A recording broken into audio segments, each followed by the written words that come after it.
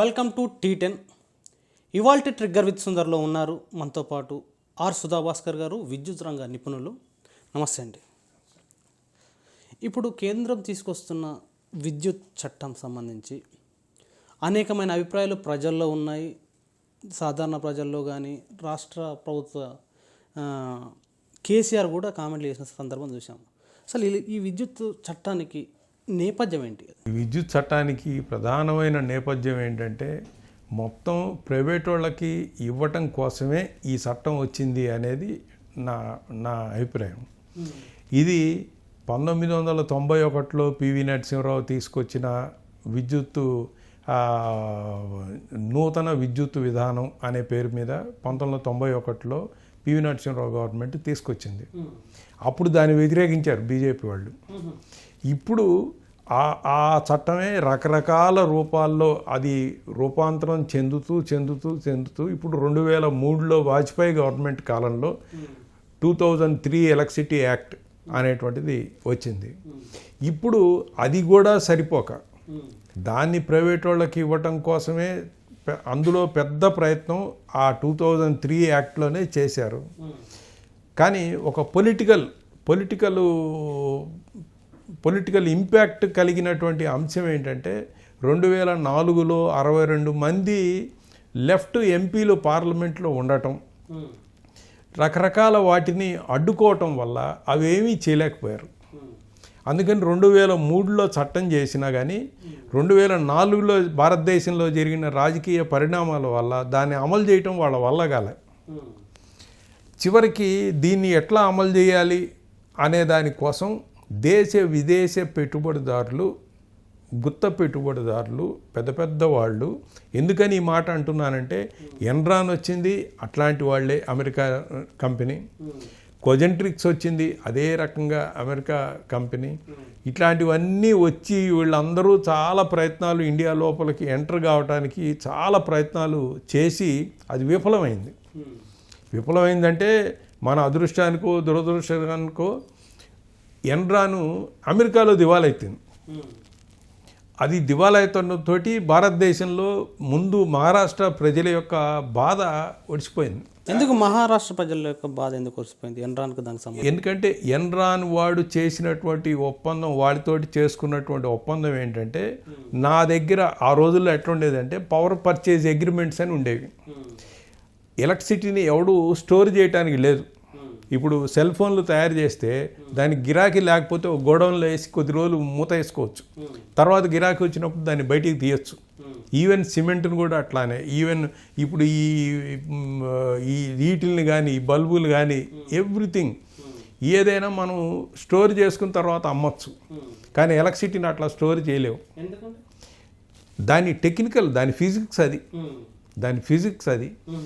బ్యాటరీలో store అయ్యేటువంటి dry battery అంటామే, dry బ్యాటరీలో store అయ్యేటువంటి ఒక చిన్న అమౌంట్లో ఉండేటువంటి ఎలక్ట్రిసిటీ తప్ప ఇక్కడ నేను జనరేట్ చేస్తే ఒక యూనిట్ ఇక్కడ మన కేటీపీఎస్లో ఒక యూనిట్ జనరేట్ చేస్తే ఇక్కడ మన ఇంట్లో బల్బు వెలుగుతుంది అనే గ్యారంటీ ఉంటే వాడు జనరేట్ చేస్తాడు. అందుకని ఎలక్ట్రిసిటీ అట్లాంటిది. అందుకని ఎవరైనా ఒక విద్యుత్ కేంద్రం పెట్టాలి అని అనుకుంటే ఆ రోజుల్లో, అబ్బాయి నీ రాష్ట్రంలో నేను ఎలక్ట్రిసిటీ పెడితే నువ్వు 20 ఏళ్ళలో 25 ఏళ్ళలో నా దగ్గర ఎలక్ట్రిసిటీ నువ్వు కొనాలి అని వీటితోటి అగ్రిమెంట్ చేసుకునేవాళ్ళు. దాన్నే పవర్ పర్చేజ్ అగ్రిమెంట్ అంటారు, విద్యుత్ కొనుగోలు ఒప్పందం. అట్లానే ఎన్రాన్ ఇండియా లోపలికి వచ్చే వరకు, అప్పటి వరకు ఎలక్ట్రిసిటీ జనరేషన్ అంటే ఓన్లీ ఎలక్ట్రిసిటీ బోర్డులు జనరేట్ చేసినాయి. అన్ని రాష్ట్రాల్లో ఉన్న ఎలక్ట్రిసిటీ బోర్డులు జనరేట్ చేసినాయి. మన ఇక్కడ కేటీపీఎస్, అక్కడ వీటీపీఎస్ ఇట్లాంటి ఇవి జనరేట్ చేసినాయి. 1975 నుంచి ఎన్టీపీసీ వచ్చింది దేశంలో, ఎన్హెచ్పిసి వచ్చింది, నేషనల్ హైడల్ పవర్ కార్పొరేషన్. అందుకని ఎన్టీపీసీలు, ఎన్హెచ్పిసిలు వీళ్ళు జనరేట్ చేశారు. ఇట్లాంటి కరెంటు ప్రభుత్వ రంగంలో విద్యుత్ ఉత్పత్తి తప్ప అక్కడక్కడ కొన్ని ప్రైవేట్ చిన్న ఇవి ఉన్నాయి. కలకటాలో స్వాతంత్రం రావడానికంటే ముందు నుంచి ఒక జనరేషన్ స్టేషన్ వాడిది ఉంది, గోయంకా. అట్లానే బాంబేలో బిఎస్సిఎస్కి సంబంధించి ఓ చిన్న స్టేషను ఎప్పటి నుంచో వాళ్ళకు ఉంది. ఇట్లాంటి చిన్న ప్రైవేటు ఉత్పత్తులు తప్ప భారతదేశంలో ప్రధానంగా జనరేషను అంటే ఓన్లీ గవర్నమెంట్ రంగంలోనే ఉత్పత్తి జరిగింది. అందుకని వాడు ఉత్పత్తి చేశాడు, వీడు కన్జ్యూమ్ చేశాడు, జనం వినియోగించుకున్నారు. అంతేగాని ప్రైవేట్ వాళ్ళు మొట్టమొదటిసారి, అది అమెరికన్ కంపెనీ రావడంతో, నా దగ్గర నువ్వు ఎలక్ట్రిసిటీ కొంటాననే గ్యారంటీ ఇవ్వాలి అని అన్న తర్వాత వాడు 20 ఏళ్ళకి వాడి దగ్గర నుంచి పవర్ కొంటా ఉన్నాడు. వాడు చెప్పి అంటే పవర్ కొనేది రాష్ట్ర ప్రభుత్వం కాదు, ఎంఎస్సిబి, మహారాష్ట్ర స్టేట్ ఎలక్ట్రిసిటీ బోర్డు. కాబట్టి ఎంఎస్సిబి వాడు పవర్ కొంటే రేపు పొద్దున వాడు ఎగ్గొట్టిపోతే అనేది ఎన్రాన్ వాడి ప్రశ్న. ఓకే, వాడు ఎగ్గొట్టిపోతే మహారాష్ట్ర గవర్నమెంట్ ఇస్తుంది అని ఇప్పుడు మీరు ఎవరి దగ్గర అప్పు తీసుకుంటే వాడికి ఎవరైనా గ్యారంటీ ఒకడిని సంతకం పెట్టమంటారు. మీరు ఎగ్గొట్టిపోతే నన్ను పట్టుకుంటారు ఎవడు సంతకం పెడితే గ్యారంటీ. అట్లా రాష్ట్ర ప్రభుత్వం వెళ్ళి దానికి గ్యారంటీ ఇచ్చింది. వాడు ఎన్రాను వాడి ప్రశ్న ఏంటంటే, మీ రాష్ట్ర ప్రభుత్వాలు కూడా దివాలా ఎత్తితే ఏంటి అనేది ప్రశ్న వేస్తే అప్పుడు కేంద్ర ప్రభుత్వం దానికి కౌంటర్ గ్యారంటీ ఇచ్చింది. కేంద్ర ప్రభుత్వం కౌంటర్ గ్యారంటీ, వాడు ఇవ్వకపోతే నేను ఇస్తాను అని కేంద్ర ప్రభుత్వం కౌంటర్ గ్యారంటీ ఇచ్చింది. ఇన్ని సౌకర్యాలు చేసుకుని వాడు ఎలక్ట్రిసిటీని ఉత్పత్తి చేస్తాను అని చెప్పాడు. అప్పుడు పివి నరసింహారావు మనకు చెప్పింది, మన దేశంలో అప్పటి నుంచి అంటే 1991, 92 నుంచి ఈ రోజు వరకు మన దేశంలో ఎలక్ట్రిసిటీ షార్టేజ్ అంటే పీక్ డిమాండ్ షార్టేజ్ ఉంది తప్ప, దాన్ని పీక్ డిమాండ్ అంటే ఉదయం 6 గంటల నుంచి 8 వరకు, అంటే అన్ని ఇళ్లల్లో ఏమంటాం గ్రైండర్లు లేకపోతే ఇట్లాంటివన్నీ నడుస్తుంటాయి. ఆఫీసులకు వెళ్ళే జనం కోసం వంటలు, లేకపోతే కుక్కర్లు, ఎలక్ట్రిక్ కుక్కర్లు ఏదో ఒకటి నడుస్తుంటాయి. ఈవినింగ్ సాయంత్రం 6 నుంచి 10 వరకు ఇది పీక్ లోడ్ అంటారు దీన్ని. పీక్ డిమాండ్ ఈ టైంలో ఉంటుంది. అందుకని ఈ పీక్ డిమాండ్ ఉండేటువంటి షార్టేజీ తప్ప ఇండియాలో ఇప్పుడు యాజ్ ఆన్ డేట్ ఈరోజు ఇప్పటికీ 3,48,000 మెగావాట్ల కరెంటు భారతదేశంలో నిర్మాణం అయి ఉంది. కానీ మనకిప్పుడు పీక్ డిమాండ్ ఎంత అంటే 1,70,000 మెగావాట్లు, సుమారు కొద్దిగా అటు ఇటుగా. కరెక్ట్ ఫిగర్స్ ఏ రోజుకి ఆ రోజు మారుతుంటాయి. మనం నెట్లో చూసినా కానీ ఈరోజు పీక్ షార్టేజ్ ఎంత అని మనకి కనపడుతుంది. అందుకని మరి అంత కెపాసిటీ ఉండి ఇంత పీక్నే ఎందుకని సప్లై చేయలేకపోతున్నారు? దీనికి ఉండేటువంటి కొన్ని టెక్నికల్ అంశాలు ఉంటాయి. ఇవన్నీ ఉన్నాయి కాబట్టి అది కూడా వీళ్ళు చేయలేకపోతున్నారు అనేది అసలు విషయం. దీన్ని దాచిపెట్టి ఆ రోజుల్లో 90 దశకంలో విపరీతమైన పవర్ కట్లు జరిగేవి దేశమంతా. అందుకని ఈ దేశమంతా పవర్ కట్లు ఉన్నాయి కాబట్టి పవర్ని ఎక్కువ ఉత్పత్తి చేయాలి అనేది కాంగ్రెస్ పాలకులు ఆ రోజుల్లో ప్రచారం చేశారు. జనం అందరూ కూడా నిజంగానే కరెంటు ఇప్పుడు వంకాయలు బజార్లో లేవు, బెండకాయలు బజార్లో లేవు, బాగా ఎక్కువ పండిస్తే ఎక్కువ బజార్లోకి వస్తాయి. ఇది సింపుల్గా మనందరికీ తెలిసినటువంటి మెకానిజం, సింపుల్ లాజిక్. దీని ఎలక్ట్రిసిటీకి ఇది కాదు అసలు. మరి ఎలక్ట్రిసిటీకి ఎట్లా వర్తిస్తుంది? ఎలక్ట్రిసిటీకి దానికి ఉండేటువంటి దాని ఫిజిక్స్ ఏంటంటే ఒక సెకండ్కి అది ఎన్ని సైకిల్స్ అది ప్రసారం అవుతుంది అనేటువంటి దాంట్లో ఉన్న ఒక టెక్నికల్ అంశం. అందుకని అంతకంటే ఎక్కువ ఇండియాలో ±50 సైకిల్స్ అంటే ఎలక్ట్రిసిటీ ఇలా ప్రవహిస్తుంది. కాంతి రుజుమార్గంలో ప్రవహించును అని మనం ఎట్లయితే చిన్నప్పుడు చదువుకున్నామో, ఎలక్ట్రిసిటీ ఇట్లా ప్రవహించును, సైక్లికల్గా వెళ్తుంది. అందుకని ఒక సెకండ్లో నీ వైర్లో నుంచి ఒక సెకండ్కి 50 సైకిల్స్ వెళ్ళిపోవాలి. అంతకంటే ±2 అంటే 52 సైకిల్స్ కానీ 48.5 సైకిల్స్ కానీ 52.5 సైకిల్స్ కానీ ±2.5 అనుకో. ఇది అయితేనే సరిపోద్ది. ఒకేసారి ఎక్కువ జనరేట్ చేసి అవన్నీ కనుక ఈ వైర్లోకి వదిలితే గ్రిడ్ అంతా లేచిపోద్ది. గ్రిడ్ లేచిపోతుంది. ఇది 2013లోనో 14లోనో దేశం నార్త్ ఇండియా అంతా ఎక్స్పీరియన్స్ అయింది. ఒకేసారి పంజాబ్ వాళ్ళు ఎక్కువ డ్రా చేశారు అంటారు. ఏదో ఒక పేరు మీద పంజాబ్ వాళ్ళు ఎక్కువ డ్రా చేయటం వల్ల కావచ్చు, ఇంకో దాని వల్ల కావచ్చు, మొత్తం నార్దర్న్ గ్రిడ్ అంతా లేచిపోయింది, తూర్పు గ్రిడ్ అంతా లేచిపోయింది. 2 గ్రిడ్లు లేచిపోయినాయి ఆ సంవత్సరం. అందుకని పవరు ఎట్లా పడితే అట్లా దాన్ని వాడడానికి లేదు. అది ఒక ఫిజిక్స్ పద్ధతి ప్రకారమే, భౌతిక శాస్త్ర పద్ధతిలోనే ఫిజిక్స్ అది ఎలక్ట్రిసిటీ నడుస్తుంది తప్ప నీ ఇష్టం నా ఇష్ట ప్రకారం నడిచేటువంటిది కాదు అది. అందుకని ఇది తక్కువ ఉంది కాబట్టి ఎక్కువ ప్రొడ్యూస్ చేయాలి, ఎక్కువ జనరేషన్ స్టేషన్లు అవసరం అని ఆ రోజు నరసింహారావు, మన్మోహన్ సింగ్ ఆ రోజు ప్రచారం చేశారు దేశంలో. అందరూ నిజమే కదా, పవర్ కట్లు ఉన్నాయి కాబట్టి ఎక్కువ జనరేట్ అయితే మనకి ఏ బాధ లేకుండా కరెంట్ వస్తుంది అని అనుకున్నారు. ఆ రావటమే ఎన్రాన్ వచ్చింది. వాడు రకరకాల కండిషన్స్ తోటి ఇండియా లోపలికి వచ్చాడు. అప్పుడు గవర్నమెంట్ చెప్పింది ఏంటంటే, ప్రధానమంత్రి ఆ రోజుల్లో ఉన్న ప్రధానమంత్రి గారు చెప్పింది ఏంటంటే, మన దేశంలో అంత డబ్బు లేదు కాబట్టి ఆ డబ్బు తెస్తున్నాడు, వాడు టెక్నాలజీ తెస్తున్నాడు అని చెప్పారు. వాడు పైసా డబ్బు తేల, వాడు పైసా డబ్బు తేలేదు అనేదాన్ని సుప్రీంకోర్టులో అనేక కేసులు నడిచినాయి. సిఐటి మహారాష్ట్ర స్టేట్ కమిటీ వాళ్ళు పెద్ద కేసు నడిపారు. అభయ్ మెహతా అని గుజరాత్కి సంబంధించిన ఆయన ఓ పెద్ద కేసు నడిపాడు. ప్రయాస్ అని పూణేలో ఉంటుంది, దాని ఆర్గనైజేషన్ తరఫున వాళ్ళు ఒక పెద్ద కేసు నడిపారు. దాని రిజల్ట్ ఏంది? కేసుల తీర్పులు ఏమి వచ్చినాయి? తీర్పు ఆ కేసులు కొట్టేయబడ్డాయి. కానీ విషయం ఏంటంటే, విషయం అంతా ఎక్స్పోజ్ అయింది, దేశంలో ఎక్స్పోజ్ అయింది. అక్కడ మహారాష్ట్రలో గాడ్బోలే అని ఒక ఐఏఎస్ ఆఫీసర్, దేశంలో ఉన్న సిన్సియర్ ఐఏఎస్ ఆఫీసర్లందరినీ ఒక 10 మందిని లెక్కేస్తే దాంట్లో ఆయన ఉంటాడు. అట్లాంటి ఆయనతోటి ఒక కమిషన్ వేశారు. ఆయన తేల్చింది ఏంటంటే, వీడు అడ్డగోలుగా మన దేశాన్ని ముంచాడు అనేటువంటిది.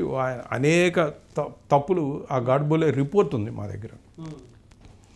ఇవన్నీ వాళ్ళు తేల్చారు. ఇవన్నీ అయిపోయిన తర్వాత అంటే ఫైనల్గా ఎన్రాన్ రావడం వల్ల భారతదేశంలో దానికి అప్పు ఇచ్చినవాడు మన ఐడిబిఐ వాడు, దానికి అప్పు ఇచ్చినవాడు మన ఐఎఫ్సిఐ వాడు, మన ఇండియన్ బ్యాంక్స్ అప్పు ఇచ్చిన స్టేట్ బ్యాంక్ ఆఫ్ ఇండియా వాడు అప్పు ఇచ్చాడు. ఇట్లాంటి ఇండియన్ బ్యాంక్స్ ఇచ్చినటువంటి అప్పులు ప్రధానంగా ఐడిబిఐ మునిగింది, ఐఎఫ్సిఐ మునిగింది, స్టేట్ బ్యాంక్ మునిగింది, కెనరా బ్యాంక్ మునిగింది, వీళ్ళు మునిగింది. ఇప్పుడు ఏమైంది, చివరికి వాడు అక్కడ దివాలా ఎత్తడం వల్ల, అమెరికాలో దివాలా ఎత్తడం వల్ల ఆడు పోయాడు ఎన్రాన్. ఇప్పుడు కన్స్ట్రక్ట్ చేసినటువంటి దాదాపు 4000 మెగావాట్లు, 4000 మెగావాట్లకి సంబంధించినటువంటి సామర్థ్యం అంతా అక్కడ ఉంది. అది జంగు పట్టుకుపోతుంది. దాన్ని ఏం చేయాలి? చివరికి దానికోసం ఒక ప్రత్యేకమైనటువంటి ఏర్పాటు చేసి దానికి gas authority of India limited వాడు, ఎన్టీపీసీ వాడు, ఇట్లాంటి వాళ్ళందరూ కలిసి దాన్ని ఇప్పుడు మళ్ళీ నడపాలి అని నిర్ణయం చేశారు. అందుకని ఎన్రాన్ చేసిన దాంట్లో ఒక దుర్మార్గమైనటువంటి విషయం ఏంటంటే, దాంట్లో గ్యాస్ బేస్డ్, అది గ్యాస్ బేస్డ్, బొగ్గు బేస్డ్ కాదు. ఆ గ్యాస్ కూడా ఇండియాలో దొరికే గ్యాస్ కాదు. ఎట్లాంటి రాజకీయ నాయకులు ఉన్నారు అనే దానికి నిదర్శనం అది. వాడెక్కడ ఖతార్ నుంచో ఓమన్ నుంచో గ్యాస్ తెస్తాడు. గ్యాస్ తేవాలంటే -160 degrees దగ్గర దాన్ని ఇది చేయాలి, కండెన్స్ చేయాలి గ్యాస్ని.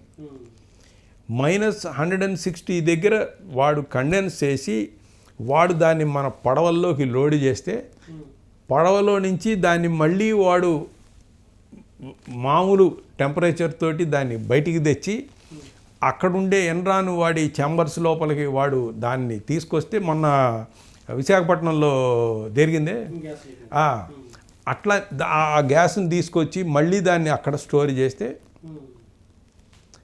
దాన్ని వీడు వాడాలి. ఈ రవాణా ఛార్జీ అంతా మనకే పడుతుంది. ఇట్లాంటి పద్ధతుల్లో ఆ చేసినటువంటి ఎన్రాన్ అగ్రిమెంటు భారతదేశంలో అతి దుర్మార్గమైనటువంటి అగ్రిమెంట్గా అది మిగిలిపోతుంది. అది ఇప్పుడు లేదు.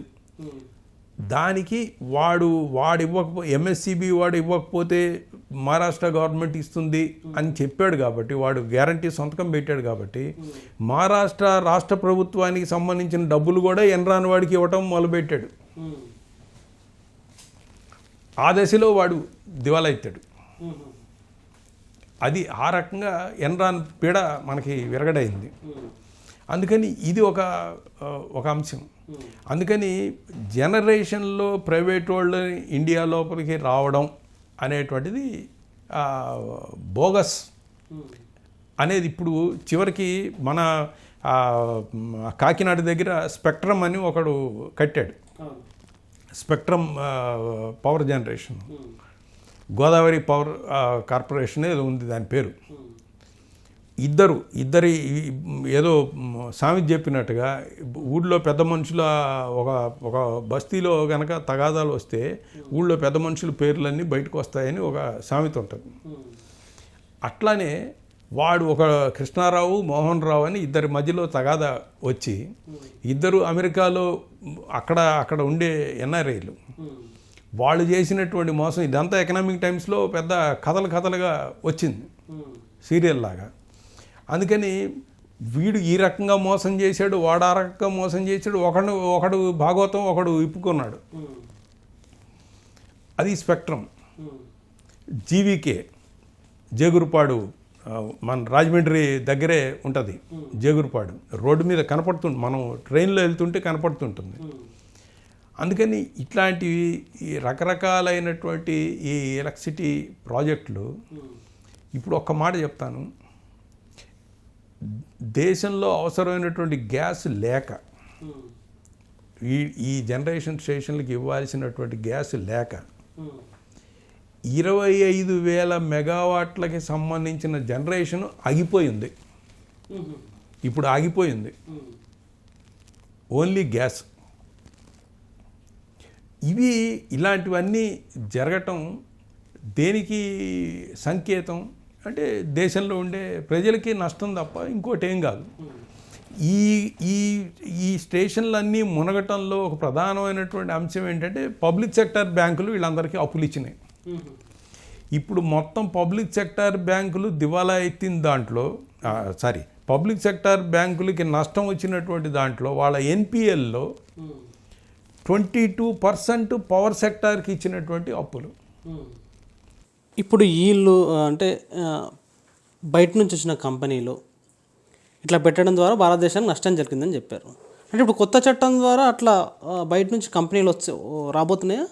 కొత్త చట్టాల్లాగా అంటే ఏదైనా జరగచ్చు. ఈ 2003 ఎలక్ట్రిసిటీ యాక్ట్లో జనరేషన్ని డీలైసెన్స్ చేశారు.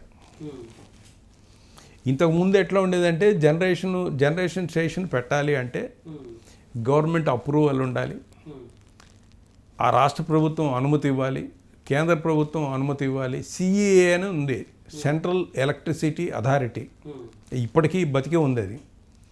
ఆ సిఏఏ వాడు దాన్ని క్లియర్ చేయాలి. ఇవన్నీ ఉంటాయి. కానీ 2003 ఎలక్ట్రిసిటీ చట్టంలో ఇప్పుడు అమెండ్మెంట్ గురించి కాదు నేను మాట్లాడేది. 2003 ఎలక్ట్రిసిటీ చట్టంలో డీలైసెన్స్ చేశాడు, జనరేషన్ డీలైసెన్స్ అయిపోయింది. కాబట్టి ఎవడైనా రాష్ట్ర ప్రభుత్వానికి ఒక మాట చెప్పి భూమి కొనుక్కొని నేను ఇక్కడ జనరేషన్ స్టేషన్ పెడుతున్నాను, నాకు 5,000 ఎకరాలు కావాలి అని ఆ గవర్నమెంట్ తోటి మాట్లాడుకుని వాడు జనరేషన్ స్టేషన్ పెట్టచ్చు. ఓన్లీ హైడల్కి మాత్రమే కొన్ని అప్రూవల్స్ ఇట్లాంటివి, ఎందుకంటే హైడల్ అంతా అడవుల్లో అట్లా ఉంటాయి కాబట్టి ట్రైబల్ జనానికి ఇబ్బందులు రావచ్చు కాబట్టి అదొకటి అట్లా మిగిల్చారు. కానీ thermal station, gas based station దేనికి అది డీలైసెన్స్ అయిపోయింది. ఇది అయిపోవటంతో ఎవడు పడితే వాడు ఎలక్ట్రిసిటీ జనరేట్ చేశారు, జనరేషన్ స్టేషన్ పెట్టారు. అవి ఈ రోజున పనికి రాకుండా అట్లా ఏమంటాం పడి ఉన్నాయి. దాన్ని వాడుకునేవాడు లేడు. అసలు ఎలక్ట్రిసిటీ అనేటువంటి రంగానికే ప్లానింగ్ అవసరం. దేశంలో ఎన్ని పరిశ్రమలు వస్తాయి, ఎంత వ్యవసాయం అవసరం అవుతుంది, ఎన్ని జనరేటర్లు ఎన్ని మోటార్లు ఉంటాయి అనే దాన్ని బట్టి మనకి ఇన్ని స్టేషన్లు అవసరం అని వాడు నిర్ణయం చేయాలి. అంటే ఇప్పుడు ప్లానింగ్ లేదా దేశ ప్రభుత్వానికి? ప్లానింగ్ ఎక్కడుంది అసలు? ప్లానింగ్ కమిషనే ఈయన 2014లో ఈయన అధికారం లోపలికి రాగానే ప్లానింగ్ కమిషన్ ఆగస్టు 15 ఎర్రకోట నుంచి ఈయన మాట్లాడేటప్పుడే ప్లానింగ్ కమిషన్ రద్దు అని ప్రకటించేశాడు. 2014 ఆగస్టులోనే.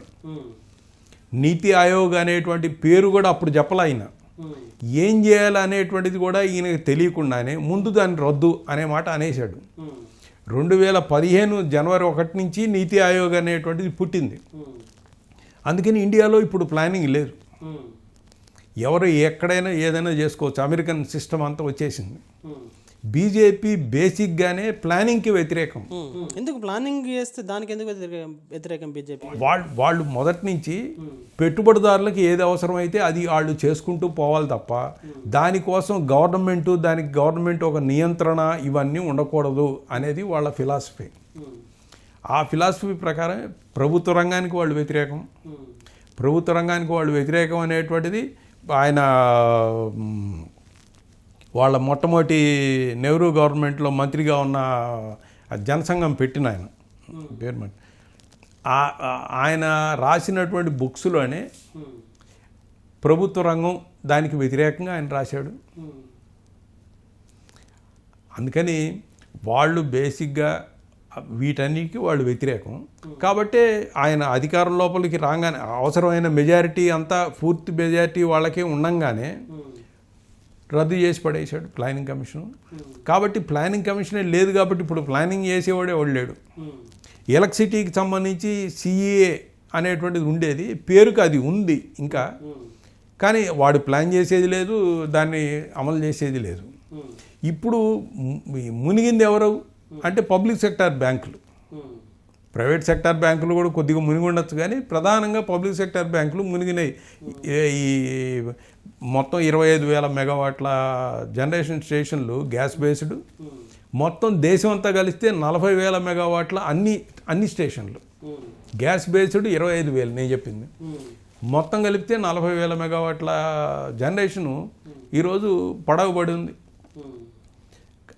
దాన్ని ఎవరు వినియోగించాలి, ఎట్లా వినియోగించాలి అనేటువంటి లెక్కలే లేవు. మీరు చాలా విషయాలు చెప్తున్నారు. అయితే ఈరోజు బీజేపీ చెప్తున్నది ఏంటంటే కొత్త అమెండ్మెంట్ తీసుకురావడం వల్ల భారతదేశానికి సంబంధించిన అన్సాల్వ్డ్గా ఉన్న చాలా సమస్యలు సాల్వ్ అవుతాయి.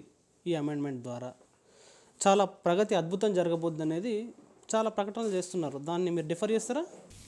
ఖచ్చితంగా డిఫర్ చేస్తాను. ఇప్పుడు ఈ అమెండ్మెంట్ గురించి కాదు, నేను ఒరిజినల్ చట్టం గురించి మాట్లాడుతున్నా. 2003లో చేసినటువంటి చట్టంలోనే, ఆ చట్టంలోనే అసలు గ్రామీణ ప్రాంతాల్లో పవర్ డిస్ట్రిబ్యూషన్ అనేటువంటిది ప్రభుత్వ బాధ్యత నుంచి తప్పుకుంటుంది అనేది దాంట్లో స్పష్టంగా రాసింది ఆ చట్టంలో. గ్రామీణ ప్రాంతాల్లో కరెంటు ఎవరు సప్లై చేస్తారు? గ్రామ పంచాయతీలు సప్లై చేస్తారట, ఎన్జిఓలు సప్లై చేస్తారట, లేకపోతే ఇప్పుడు యూజర్స్ అసోసియేషన్స్ అని పెడుతున్నారు కదా, ఆ యూజర్స్ అసోసియేషన్ వాళ్ళు సప్లై చేస్తారట, కోఆపరేటివ్ సొసైటీలు వాళ్ళు సప్లై చేస్తారట. అంతేగాని ప్రభుత్వం గ్రామీణ రైతాంగానికి కరెంట్ ఇవ్వటం, గ్రామీణ ప్రాంతాల్లో కరెంట్ ఇవ్వటం కూడా ప్రభుత్వం బాధ్యత అనేటువంటి అంశం దాంట్లో ఉందేమో చూపించమనండి బీజేపీ వాళ్ళని ఎవరినైనా. ఉంటే ఏంటి, లేకుంటే అంటే మీరు అన్నట్టు గ్రామ పంచాయతీలు లేకపోతే వీళ్ళు ఇస్తే లేకపోతే గవర్నమెంట్ ఇచ్చినట్టు మధ్య తేడా ఏంటి? అసలు గ్రామ పంచాయతీలు కానీ ఎన్జిఓలు కానీ, గ్రామ పంచాయతీ అంటే ప్రస్తుతానికి ఇది పంచాయతీ కూడా రాష్ట్ర ప్రభుత్వం ఆధ్వర్యంలో ఉంటుంది కదా అనే అంశం అనుకోవచ్చు. ఎన్జిఓలు అంటే నాన్ గవర్నమెంటల్ ఆర్గనైజేషన్స్, దాని పేరులోనే నాన్ గవర్నమెంటల్ ఆర్గనైజేషన్స్, ఏదో ఒక సంఘం. అట్లానే కోఆపరేటివ్ సంఘాలు, యూజర్స్ అసోసియేషన్స్, వీళ్ళందరూ కనుక అందులోకి దిగిన తర్వాత ఎవడి ఇష్టం ఎవడికి సప్లై చేయవచ్చుంటే వాళ్ళకి చేస్తారు. ఇది స్వాతంత్రం రావడానికంటే ముందు ఎలాంటి పరిస్థితి ఉండేదో ఈ పరిస్థితి అంతా చూసిన తర్వాతే 1948లో ఎలక్ట్రిసిటీ సప్లై యాక్ట్ అని అంబేద్కర్ నాయకత్వంలో రాసినటువంటి చట్టం, దాని ప్రకారం భారతదేశంలో అందరికీ అఫోర్డబుల్ కరెంట్ ఇవ్వాలి అని రాసింది. అఫోర్డబుల్ సప్లై ఆఫ్ ఎలక్ట్రిసిటీ అని రాశాడు. అందరికీ అందుబాటులో ఉండేలాగా దీన్ని చేయాలి అని దాంట్లో రాశాడు. ఇప్పుడు అసలు ఆ అఫోర్డబుల్ అనేటువంటి మాటే లేదు. అంటే అంబేద్కర్ రాసిన దాన్ని వీళ్ళు అది తీసవతల పారేశారు. అవన్నీ తీసవతల పారేశారు. వీళ్ళు ఇప్పుడు రాసినటువంటి మాటలు ఇప్పుడు కొత్తగా ఎలక్ట్రిసిటీ రంగాన్ని బాగా నడిచేటట్టుగా చూడడం కోసమే ఈ రకమైనటువంటి మార్పులు చేస్తున్నాం అని ఉంది. అంతే. అదే బాగా నడపడానికి.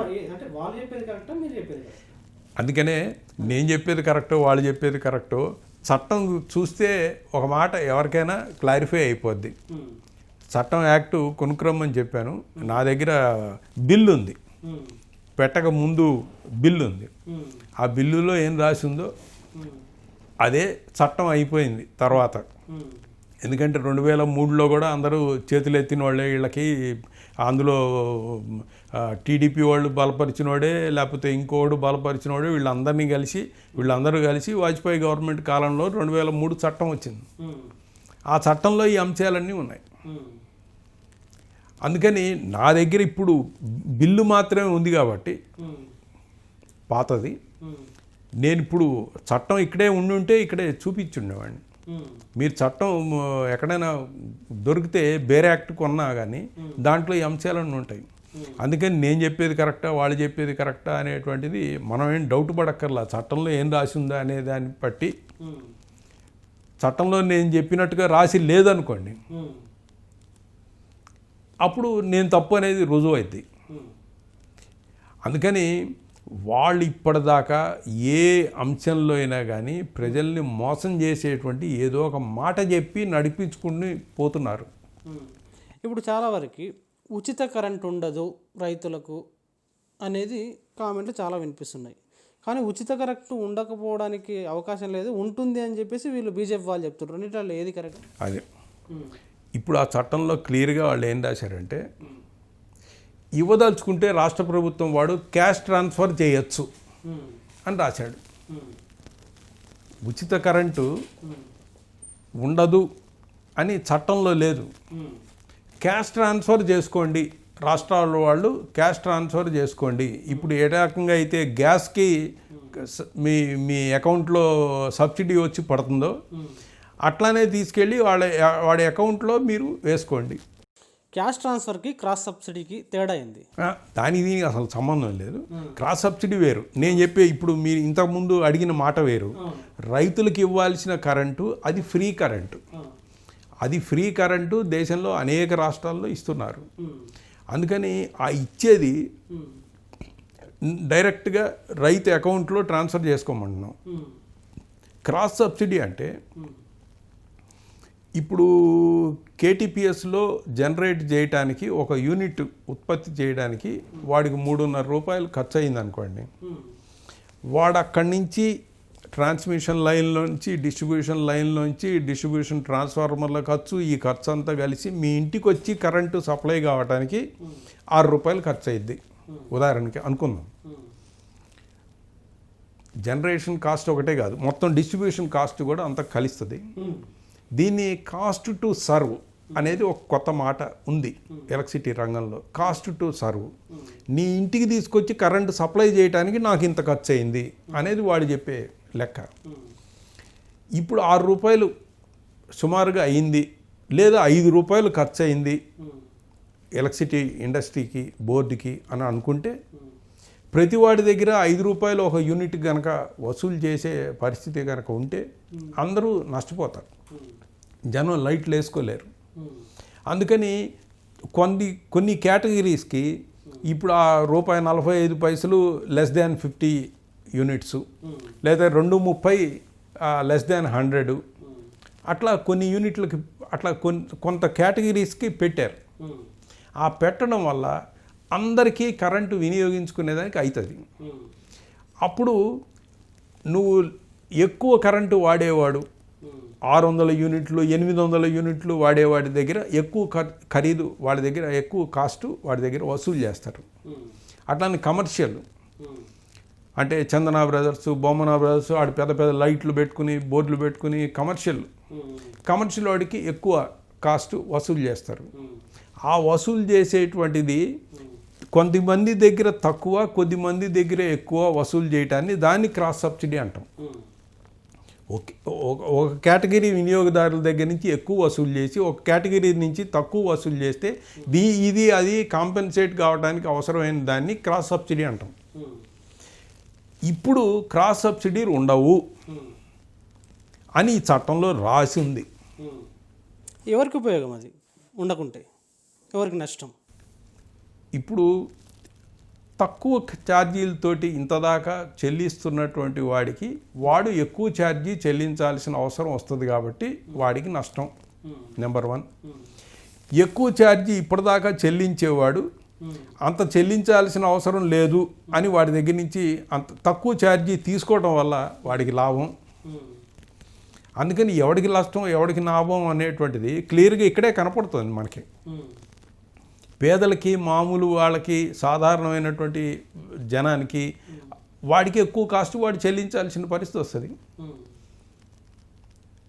ఎక్కువ కాస్టు చెల్లించేవాడు వాడికి తక్కువ కాస్టు అవుతుంది. భారీ పరిశ్రమలకి ఎక్కువ వసూలు చేసుకుంటాడు. అందుకని ఈ రకమైనటువంటి నష్టాలు దాంట్లో ఉంటాయి. అట్లాగే ఇప్పుడు ఈ తెలంగాణ, తెలుగు రాష్ట్రాల్లో చూసుకుంటే మార్చి, ఏప్రిల్, మే నెలలకి పవర్ ఛార్జీలు చాలా ఎక్కువ వచ్చినాయి. చాలామంది ఇప్పుడు సోషల్ మీడియాలో చూస్తున్నాం. దానికి కారణం ఏంటి? అది ఇంకో సెపరేట్ లెక్క. దీనికి చట్టానికి దానికి లింక్ లేదు. దానికి లింక్ లేదు. కేసీఆర్ గారు చేసినటువంటి ఒక హుషారీ లెక్క అందులో ఉంది.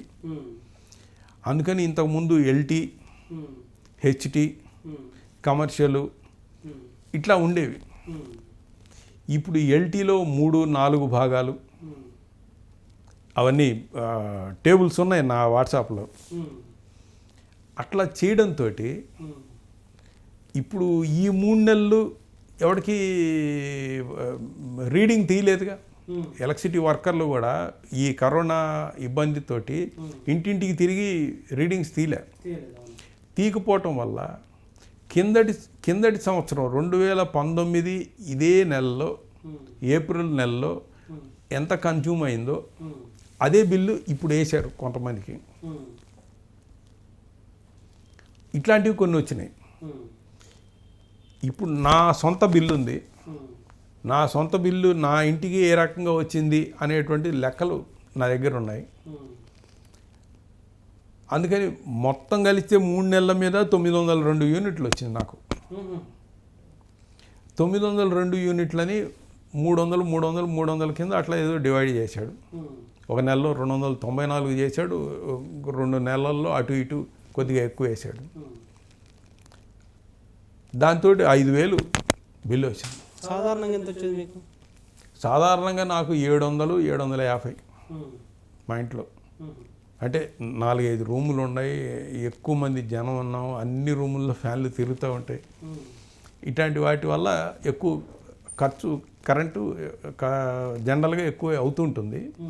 ఏమైనా కానీ 700-750 నాకు ఎప్పుడు దాట్ల. ఇప్పుడు అంతా కలిస్తే ఈ 3 నెలల మీద 5,000 చిల్లర, నాకు 5,600-5,500 బిల్లు వచ్చింది. అందుకని అవన్నీ దానికి సంబంధించిన లెక్కలు ఉన్నాయి. అందుకే ఇది చట్టానికి దీనికి సంబంధం లేదు. ఎలక్ట్రిసిటీ ఛార్జీలు పెంచకుండా జనాన్ని జోబులకి చిల్లు పెట్టడానికి అవసరమైనటువంటి మెకానిజం రాష్ట్ర ప్రభుత్వం ఆలోచించింది కాబట్టి దానివల్ల ఇవన్నీ జరుగుతున్నాయి. నిన్న మా ఇంటి దగ్గర బిల్లు కట్టడానికి నేనే వెళ్ళాను. అక్కడ వచ్చిన 2-3 లేడీసు తగాద పడుతున్నారు వాళ్ళతోటి. ఇంత ఎక్కువ ఎందుకు వచ్చింది మాకు అని వాడిని ఎలక్ట్రిసిటీ లైన్ ఇన్స్పెక్టర్ ఎవడో ఒకడు అక్కడ కూర్చొని బిల్లు కట్టించుకునేవాడు. ఆడేం సమాధానం చెప్తాడు? నేను చెప్దాం అనుకున్నా, కేసీఆర్ని అడగండమ్మా ఈ ఇళ్ళు ఏం చేస్తారని చెప్దాం అనుకున్నా. రాష్ట్ర ప్రభుత్వం చేసిన కమాల్ అది. అందుకని అది సెపరేట్. ఈ చట్టానికి సంబంధించిన విషయాలు. ఇప్పుడు ఈ చట్టం వస్తే కరెంటు ఛార్జీలు పెరుగుతుందా తగ్గుతాయా? అంటే చట్టంలో కరెంట్ ఛార్జీలు వాడు ఎట్లా పెట్టారంటే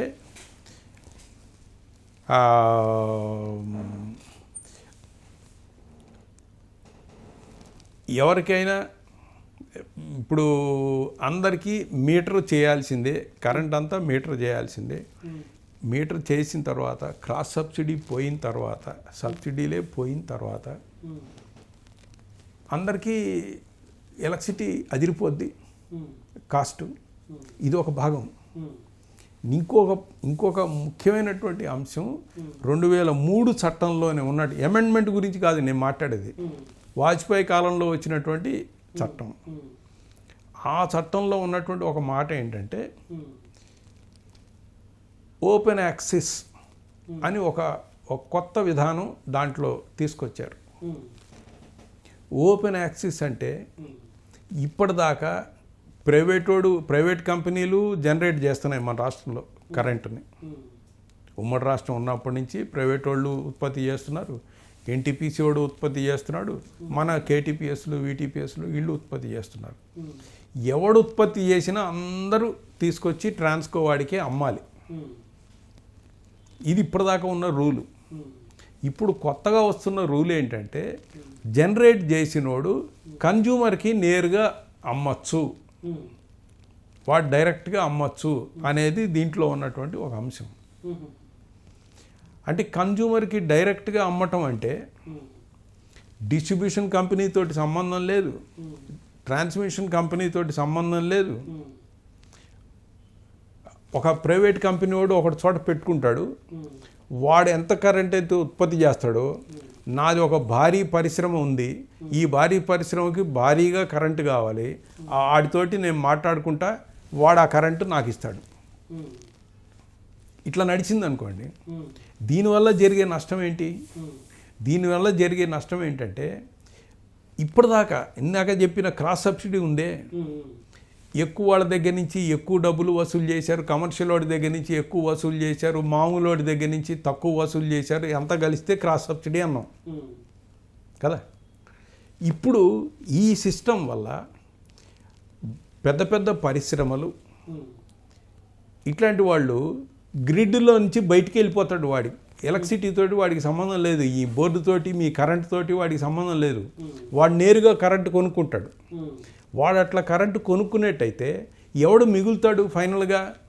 ఈ డిస్ట్రిబ్యూషన్ కంపెనీ వాడి దగ్గరికి ఎవడు మిగులుతాడు అంటే ఇళ్ళ గృహ వినియోగదారులు మిగులుతారు, వ్యవసాయ వినియోగదారులు మిగులుతారు, వీళ్ళిద్దరూ మిగులుతారు. పెద్ద పెద్ద వాళ్ళందరూ దీంట్లోంచి బయటికి వెళ్ళిపోతారు.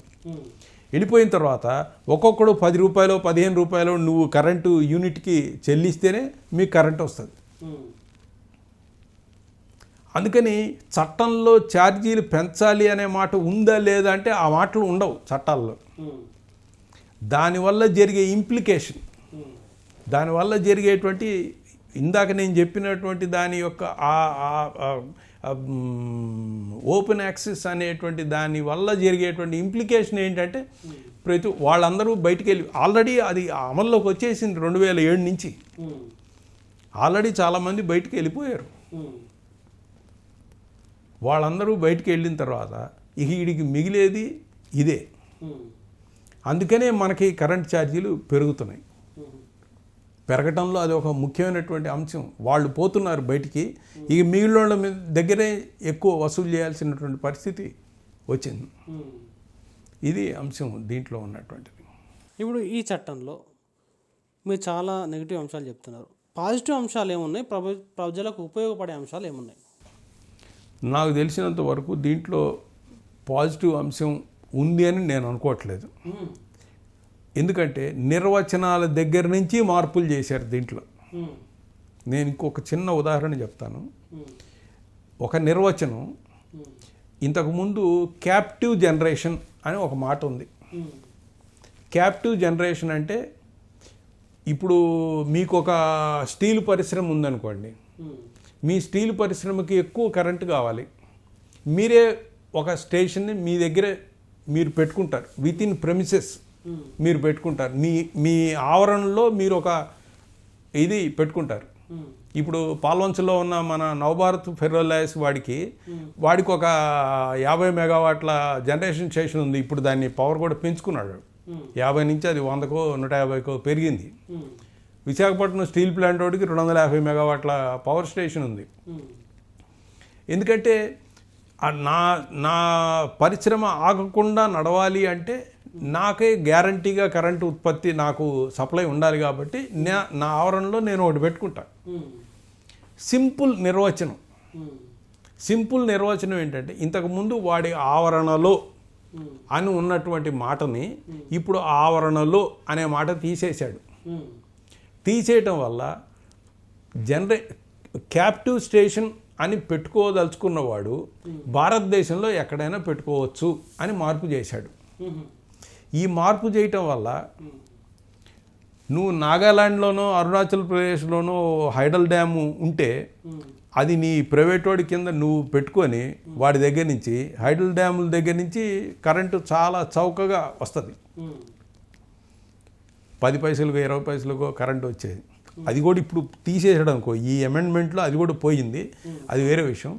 వేరే ఎక్కడో స్టేషన్ నీది ప్రైవేట్ జనరేషన్ స్టేషన్ ఉంటే వాడి దగ్గర నుంచి నువ్వు భారతదేశంలో ఎక్కడి నుంచైనా తెచ్చుకోవచ్చు అనే అమెండ్మెంట్ వీటి నిర్వచనంలో మార్పు చేయటం వల్ల ఎక్కడి నుంచైనా తెచ్చుకుంటున్నాడు. ఇంతకుముందు నా ఆవరణలో అనేటువంటి మాట ఇప్పుడు ఎత్తేసాడు. అందుకని ఇట్లాంటి చిన్న చిన్న నిర్వచనాల దగ్గర కూడా మోసం జరిగింది. ఈ చట్టంలో వాళ్ళు మార్పులు చేశారు, 2003లోనే మార్పులు చేశారు.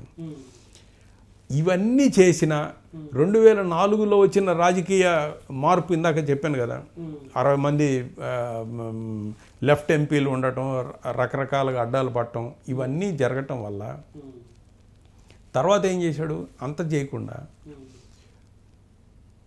2014లో మోడీ అధికారం లోపలికి రాగానే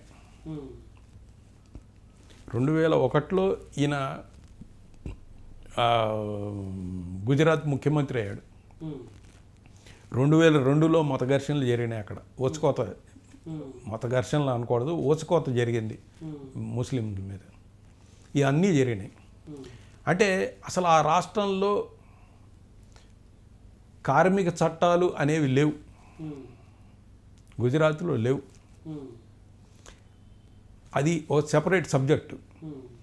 అంత కంట్రోల్లో దాన్ని ఆ రాష్ట్రాన్ని ఈయన నడపటం వల్ల మాకు సరైనటువంటి వాడెక్కడున్నాడు అని దేశంలో ఉండే పెట్టుబడిదారులు, విదేశాల్లో ఉండే పెట్టుబడిదారులు వెతికి 2001లో అక్కడ పుట్టినటువంటి వ్యక్తిని చివరికి ఇంకో 15 ఏళ్ళు అయిన తర్వాత 2014లో ఈయన భారతదేశానికి ప్రధానమంత్రి అయ్యాడు.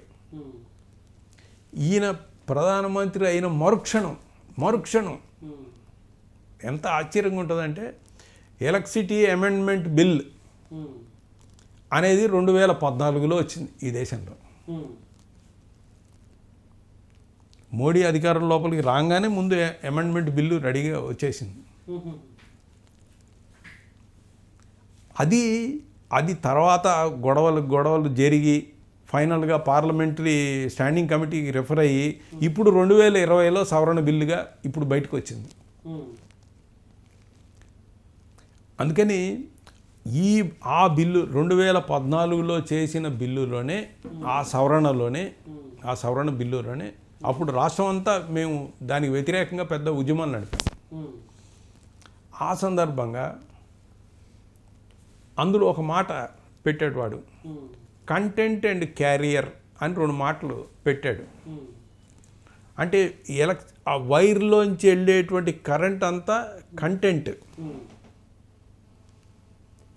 ఆ లైన్లు, డిస్ట్రిబ్యూషన్ నెట్వర్కు, ట్రాన్స్ఫార్మర్లు, సబ్స్టేషన్లు, ఇదంతా క్యారియర్. మీ సైకిల్ క్యారియర్ ఉందనుకో, ఆ క్యారియర్ మీద ఏదైనా సరుకులు పెట్టుకొని పోతాం. అందుకని అట్లా క్యారియర్ అది. క్యారియర్ అంతా గవర్నమెంట్ కింద ఉంటుంది, దాంట్లో ప్రవహించే కరెంటు మాత్రం ప్రైవేట్ వాడికి ఇవ్వాలి అనేది ఆ అమెండ్మెంట్లో ఉన్నటువంటి ఆ సవరణ బిల్లులో ఉన్న ఒక ముఖ్యమైన అంశం. అది ప్రైవేట్ వాళ్ళకి లాభమా, గవర్నమెంట్కి లాభమా? ప్రైవేట్ వాళ్ళకే లాభం కదా. ఎందుకంటే ప్రైవేట్ వాడు ఎవడైనా కరెంటు సప్లై చేయాలంటే లైన్లు వేసుకోవాలి, ట్రాన్స్ఫార్మర్లు కట్టుకోవాలి, సబ్స్టేషన్లు కట్టుకోవాలి. ఎంత ఖర్చు, లక్షల రూపాయల ఖర్చు ఉంటుంది, లక్షల కోట్ల రూపాయల ఖర్చు ఉంటుంది వాడికి. ఆ ఖర్చు ఏమీ లేకుండా ఎవడైనా ఒక పెద్ద మనిషి ఒక ఏరియాని వాడు అందులో ఆ కంటెంట్ అంతా వాడు తీసుకుంటాడు, నెట్వర్క్ అంతా నీది, గవర్నమెంట్ది, డిపార్ట్మెంట్ది, అవి నడుస్తుంటుంది. దాంట్లో కరెంటు మాత్రం నేను సప్లై చేస్తాను, వచ్చే లాభాలన్నీ నేను వేసుకుంటాను జోబులో. అందుకని ప్రైవేట్ వాడికి ఎంత లాభం, అది ఏ కష్టం లేకుండా అది వచ్చింది. మరి ఇలాంటి దానికి గవర్నమెంట్ ఎందుకు సపోర్ట్ చేస్తుంది, ఎందుకు అలాంటి చట్టం తీసుకొస్తుంది? వాళ్ళు ఉన్న గవర్నమెంట్లో వీళ్ళందరూ అంతకుముందు కాంగ్రెస్, ఇప్పుడు బీజేపీ, వీళ్ళు ఉన్నదే ఈ పెట్టుబడిదారుల సేవ చేయటం కోసమే వీళ్ళు ఉన్నారు కాబట్టి అంతకుముందు ఇట్లాంటివన్నీ వాళ్ళు ప్రవేశపెట్టారు. దానికి వ్యతిరేకంగా జనం గొడవలు చేసిన తర్వాత దాన్ని కూడా మార్పులు చేస్తూ ఇప్పుడు మోడీ గారు తీసుకొచ్చినటువంటి ఈ 2020 అమెండ్మెంట్లో సవరణ దాంట్లో డిస్ట్రిబ్యూషన్ లైసెన్సీ ఒకడు ఉంటాడు. మన రాష్ట్రానికి ఇప్పుడు ఈ మన ఎస్పీడీసీఎల్ కంపెనీ ఉంది, ఈ 8 జిల్లాల 6 జిల్లాల లైసెన్సీ. దీనిలో సబ్ లైసెన్సీ ఒకడు వస్తాడు, సబ్ డిస్ట్రిబ్యూషను. వాడి కింద ఫ్రాంచైజీ ఒకడు వస్తాడు. అంటే ఖైరతాబాద్ ఏరియా అంతా ఒక డిస్ట్రిబ్యూషన్ తీసుకున్నాడు అనుకోండి, వాడికి జనం బిల్లులు వసూలు చేయాల్సిన పని కానీ, లేకపోతే కరెంటు రోజు మీకు మన ఇంట్లో కరెంటు పోగానే మనం ఎలక్ట్రిసిటీ డిపార్ట్మెంట్ వాడికి ఫోన్ చేస్తాం, ఏమయ్యా కరెంట్ ఎందుకు పోయిందని. ఆ బాధలు కానీ వాడికి ఏముండవు. ఇంకా ఆ బాధలన్నీ డిపార్ట్మెంట్ వాడు పడాలి, ఆ బాధలన్నీ డిపార్ట్మెంట్ వాడు పడాలి. వాడు ఓన్లీ కరెంటు డిస్ట్రిబ్యూషన్ చేసుకుంటాడు, దాంట్లో నుంచి వచ్చేటువంటి లాభాలు వాడు సంపాదించుకుంటాడు. ఇది దీంట్లో ఉన్న అంశం. అందుకని ఈ లైసెన్సీలు, సబ్ లైసెన్సీలు, ఫ్రాంచైజీలు, ఈ సబ్ లైసెన్సీ అండ్ ఫ్రాంచైజీ, ఈ రెండు ఎవడైనా తీసుకోవచ్చు. ఇప్పుడు ఈ సవరణ బిల్లులో ఉన్నటువంటి ఒక మాట ఏంటంటే 2003 చట్టంలో ఉంది, ట్రేడింగ్ ఆఫ్ ఎలక్ట్రిసిటీ. వాడు పెట్టింది ఏంటంటే ఎలక్ట్రిసిటీ వ్యాపారం. అంబేద్కర్ రాసినటువంటి చట్టంలో 48 చట్టంలో ఎలక్ట్రిసిటీ ప్రజలందరికీ అత్యవసరమైనటువంటి ఒక సరుకు. దీన్ని చౌకగా అందుబాటులో ఉంచాలి.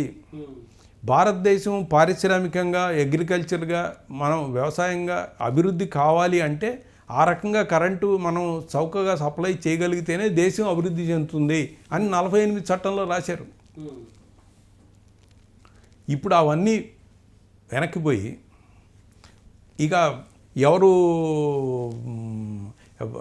ఈ రకమైనటువంటి సౌకర్యాలన్నీ ఈ బిల్లులో తీసుకొచ్చి పెట్టారు. అంటే మీరు చెప్పిన అన్ని దాంట్ల ప్రకారం ఇప్పుడు ఇంత దుర్మార్గంగా మీరు చెప్పిన అన్ని వింటే ఇంత దుర్మార్గంగా చాలా పచ్చిగా ప్రైవేట్ వాళ్ళకు ఇచ్చేస్తుంటే ప్రతిపక్షాలు మాట్లాడట్లేదా? జనం దీని మీద ఏం గొడవ వేయరా? 2000 సంవత్సరంలో వచ్చినటువంటి ఉద్యమం మరొక చూడబోతున్నామా మనం? వాస్తవానికి అట్లాంటి ఉద్యమం రావాలి. ఈ ఒకటే కాదు, చాలా వాటి మీద రావాలి. ఇప్పుడు ఇంత గొడవ జరుగుతున్నా కానీ ఎల్ఐసి ప్రైవేటీకరణకి ఈ రోజున బిడ్లు పిలిచేశాడుగా సెంట్రల్ గవర్నమెంట్. ఒక్కొక్క రంగాన్ని ప్రైవేట్ వాడికి ఇచ్చుకుంటూ పోతున్నాడుగా. అందుకని దీన్ని మిషన్ మోడ్ అంటాం. అంటే ఇక ఆయన మోడీ గారు అధికారంలో ఉన్న ఈ ఇంకా 4 సంవత్సరాలు ఉంది. ఈ 4 సంవత్సరాల్లో సర్వాన్ని ప్రైవేట్ వాళ్ళకి ఇచ్చి పోతాడు ఆయన. ఇది ఆయన ప్లాన్. అందుకని అయితే ఎంత పెద్ద గొడవ రావాలి లెక్క ప్రకారం? అంత గొడవ రావడంలా. రాకపోవడానికి 2-3 రకాలైనటువంటి కారణాలు ఉన్నాయి. ఒకటి, మత విభజన పేరు మీద రకరకాల పేర్ల మీద డైవర్షన్, ప్రజల్ని డైవర్ట్ చేయగలుగుతున్నారు. ఆ డైవర్షన్ వల్ల అసలు ఇష్యూని జనం అసలు ఇట్లాంటి ప్రజలకి సంబంధించినటువంటి రోజువారీ ఏమంటాం వీటిని, మామూలుగా అయితే బ్రెడ్ అండ్ బటర్ ఇష్యూస్ అంటాం. రోజువారీ నా తిండికి సంబంధించిన సమస్యలు, నా తిండి ఎట్లా వస్తుంది అనే సమస్యలు, నా పరిశ్రమ ఎట్లా నడుస్తుంది అనేటువంటి సమస్యలు, ఇవన్నీ పక్కకు పోయి భావోద్వేగాల్ని రెచ్చగొట్టేటువంటి సమస్యలు, మతాన్ని రెచ్చగొట్టేటువంటి సమస్యలు, వీటన్నిటిని ముందుకి తీసుకురావడం వల్ల ప్రజల్లో అంత రావాల్సినంత ఊపుగా ఉద్యమం ఇంకా రావటం లేదు. అంటే మేము అనుకోవటం ఏంటంటే ప్రజల యొక్క, ఇంకా ప్రజల్ని ఎడ్యుకేట్ చేయటంలో ఈ ప్రతిపక్షాల యొక్క ఫెయిల్యూర్ కావచ్చు, లేదా సంఘాల యొక్క ఫెయిల్యూర్ కావచ్చు, వీళ్ళు ఇంకా జనం దగ్గరికి వెళ్ళి విషయాలన్నీ చెప్పడం ద్వారా మాత్రమే ప్రజల్ని నిలబెట్టగలగాలి దీని మీద. దానికి ఇంకో ఆల్టర్నేటివ్ ఏం లేదు, ఇంకో ప్రత్యామ్నాయం లేనటువంటి పద్ధతి అది. అందుకని ప్రజల్ని ఇంకా సిద్ధం చేసుకొని రంగంలోకి దింపాల్సినటువంటి బాధ్యత, అవసరం మన మీద ఉంటుందని అనుకుంటున్నాను. థ్యాంక్ యూ సుధాభాస్కర్ గారు. ఇది విద్యుత్ రంగం పైన సుధాభాస్కర్ గారి స్పెషల్ ఇంటర్వ్యూ. చూస్తూనే ఉండండి.